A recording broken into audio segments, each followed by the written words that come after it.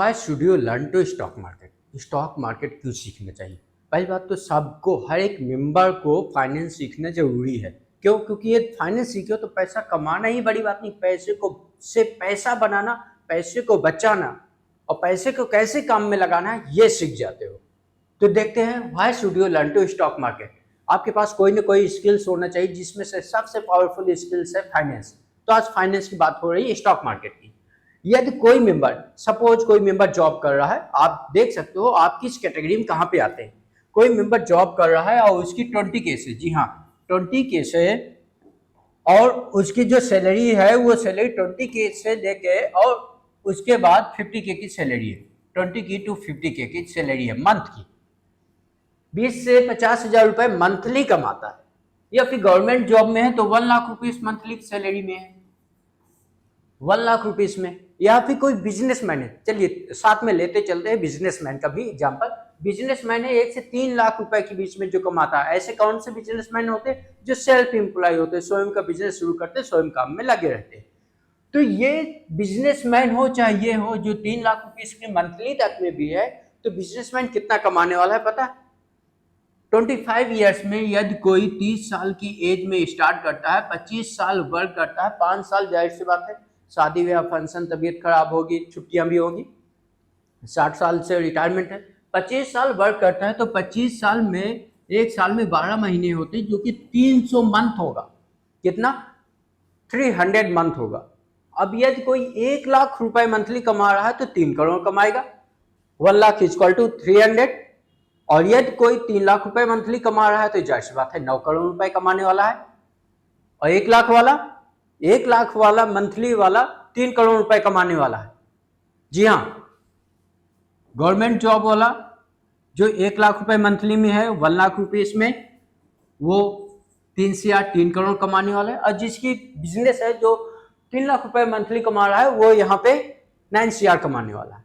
लेकिन यहीं पे आप देखिए, ये इनकम करने वाले, सेविंग नहीं, इनसे ज्यादा एक जो 5000 की SIP करता है, आप मेरे चैनल में या ऑनलाइन आप गूगल में भी जाके SIP कैलकुलेटर डालेंगे और 5000 रुपीज मंथली 20,000 रुपीज करेंगे 25 ईयर्स के लिए, वो भी इससे ज्यादा 8 से 9 करोड़ रुपए की सेविंग करने वाला है। सेविंग और इनकम में फर्क होता है, वो बचत है।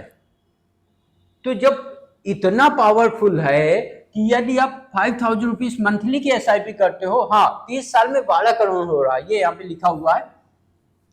इसीलिए जो if you not plan to investment, यदि आप इन्वेस्टमेंट नहीं कर रहे हो तो you can not plan to retirement. तो आप रिटायरमेंट प्लान नहीं कर सकते हो। आप 60 साल 65 साल तक, आखिरी टाइम तक आपको वर्क करना पड़ेगा, क्योंकि आपके पास रिस्पॉन्सिबिलिटी रहेगी। जो 1 लाख रुपए मंथली कमा रहा है उसके पास रिस्पॉन्सिबिलिटी 1 लाख के अकॉर्डिंग है, जो 3 लाख रुपए बिजनेस कर रहा है उसके पास 3 लाख के अकॉर्डिंग रिस्पॉन्सिबिलिटी है। फाइनली सेविंग कुछ हो नहीं पाती है, इसलिए फाइनेंस सीखना बहुत जरूरी है।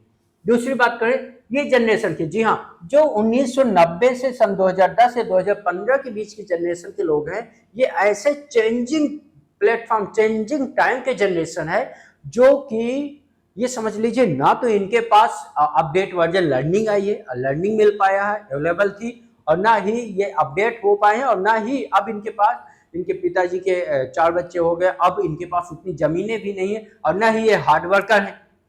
तो ये कुछ भी नहीं कर सकते, ना हार्ड वर्क कर सकते, ना इनके पास उतना प्रॉपर्टी है, और ना ही इस जनरेशन के पास स्मार्ट लर्निंग, स्मार्ट एजुकेशन है, स्किल्स है। यदि नहीं है तो इन्वेस्टमेंट करना तो इनके लिए 100% जरूरी है। नहीं तो आने वाले 20 साल के बाद, जी हाँ, अभी यदि आपका खर्चा आगे देखेंगे 15,000 रुपए मंथली चल रहा है, तो 20 साल बाद यही आपका, 20 साल बाद यही आपका 1.5 लाख रुपीस मंथली का खर्चा हो जाएगा। 20 साल बाद आज के जो मिडिल क्लास है वो पुअर क्लास में आएंगे। जैसे आपने सुना होगा, पहले लोग बोलते थे कि यार पहले इनके पास बहुत संपत्ति थी, बहुत जमीन थी, बहुत धन था, आज की डेट में ये गरीब है, इनके पास खाने के लिए नहीं। वो नौबत आने वाली है यदि आप समय के साथ नहीं चलेंगे, जैसे कीपैड मोबाइल नोकिया का हुआ। तो फाइनेंस सीखना जरूरी है। आगे देखते हैं, ये जनरेशन के लिए खास तौर पे, क्योंकि इनके पास no money, no skills and no more land, जमीन। 20 ईयर्स बाद क्या होने वाला है इनका? पुअर क्लास में पहुंचने वाले हैं।